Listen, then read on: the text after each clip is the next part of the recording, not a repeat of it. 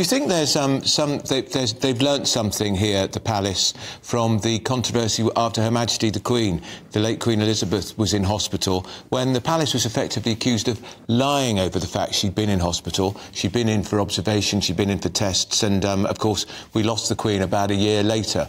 Perhaps they've decided to be, and I think should be, much more transparent this time.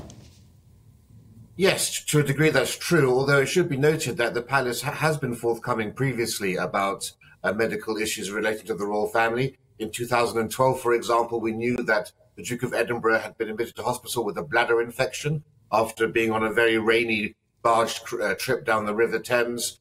We've also known, of course, in 2007, our current Queen, then Duchess of Cornwall, had a hysterectomy we were informed about.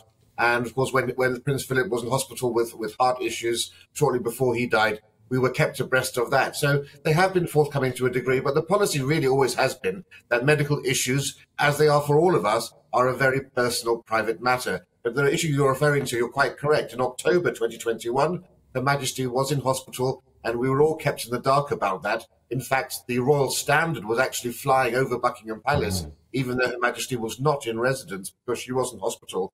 And it was only when one of the red-top newspapers learned about this and was going to leak it that the palace was forced to actually confirm that Her Majesty was in hospital. That was for tests, however, so a rather less significant event than the abdominal surgery that the Princess of Wales is undergoing. Well, none of us are here to speculate about it, Rafe, but I think it's commendable that the King has been so open about his own condition, because we know that men are especially bad at checking, putting it bluntly, checking their bits, and we should be, particularly anybody over the age of 55, 60, and this will help them perhaps help break down the barriers and the stigma.